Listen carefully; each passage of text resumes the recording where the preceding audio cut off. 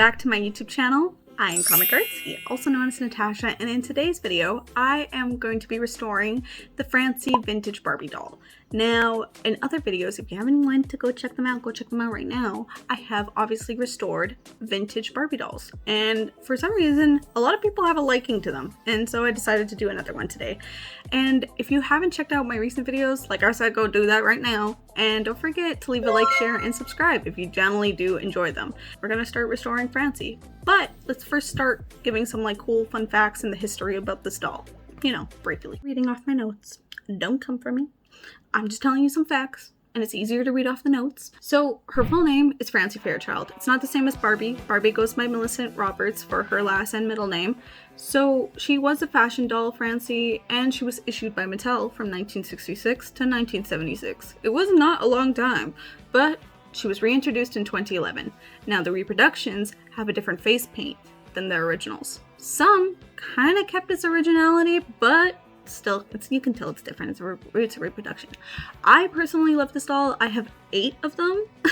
Back to the facts. She was marketed as Barbie's modern cousin. The reason why I say it like that is because in England, she had an extensive line of mod clothing. So what I mean by mod clothing of that time era, everything was bold, colorful. You can hear the bus going by.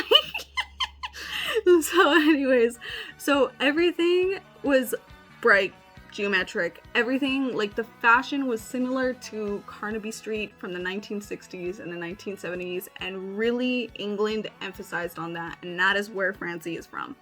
Basically, Barbie, she's 11.5 inches tall. She's not the same as Francie, and Francie, she's quite shorter, but she's taller than Skipper, so she's supposed to have a different height difference, different body difference, because she's supposed to be in between the ages of Barbie and Skipper.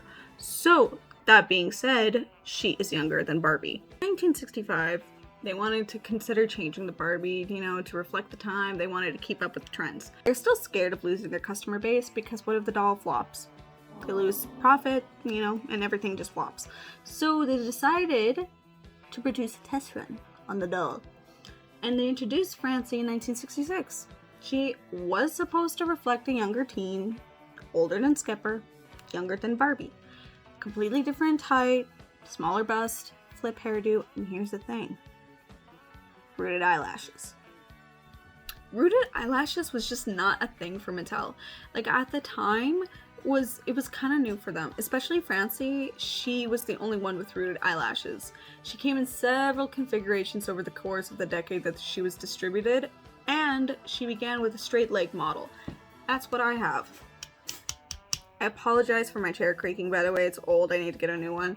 But this is solid, rock hard solid.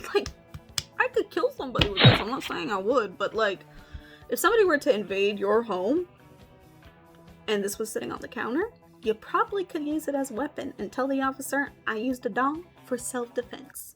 I'll continue more about facts about Francie in a bit or throughout this whole video, but I want to show you the derooting process.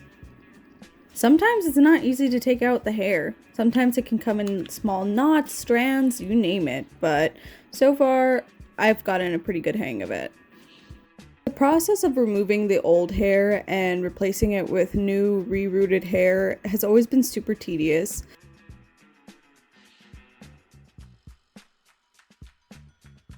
I kind of lost some of my early footage of me installing the hair, the new hair. So this is me getting comfortable, getting ready to install some more hair.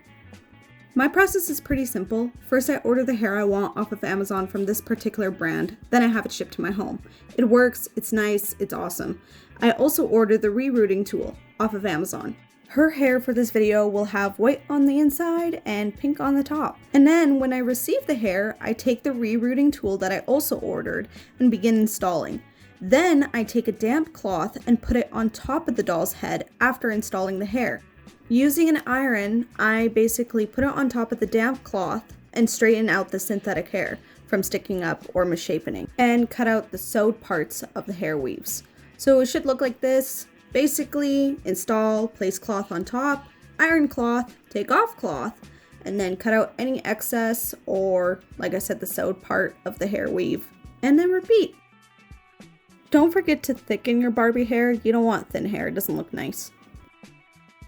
Now that I finished the white part of the hair, onto the pink part. I should have done this before rerooting, but I am slightly putting pink acrylic paint on top of her head to cover any spots I missed to fill when I finish the hair. Then I repeat the same process I did for the previous installation of the white hair.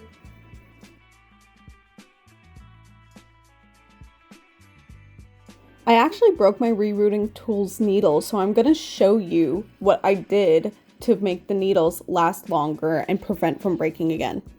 I take the tool apart, take off the hot glue I sealed for the previous needle to stay in position, grabbed regular sewing needles, clipped the new needle shorter on the pointy end, then clipped the other end with the hole in it into a Y shape, and then put it all back together and sealed it with hot glue to keep the needle in place.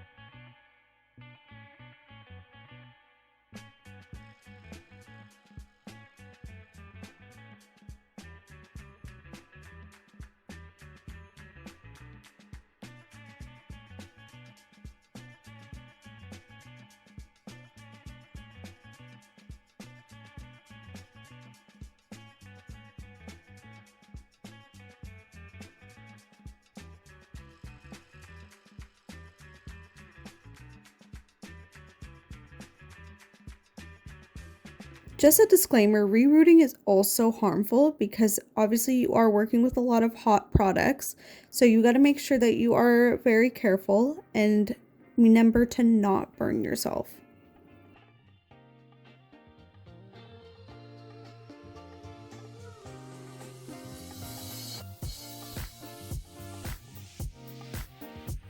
And this is how the hair turned out. I absolutely love it. And now to touch up the face. These are the paints that I use for brows, eyes, and lip to restore the original face paint. The metallic one, however, I am using for the lip today. It is thicker due to being oil-based, so if that's cool with you, great. If not, then use a thinner to help you out. The rest don't need a thinner, by the way. It's just that metallic one. I changed my mind on the brows and used the light Copic marker, but traced the brows in graphite first. I didn't like how dark it was. Fun fact about Francie, there was actually an African-American Francie. She was issued in 1967 and was the first doll in the Mattel line with a truly dark complexion. However, she did not have the stereotypical African-American features since it was made with the same head molds as the Caucasian Francie.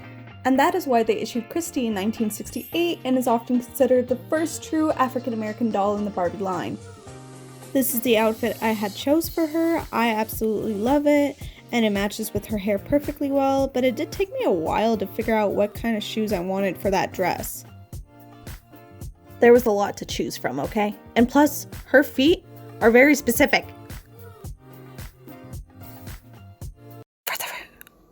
Time for the reveal. I don't know why I'm whispering. Reveal!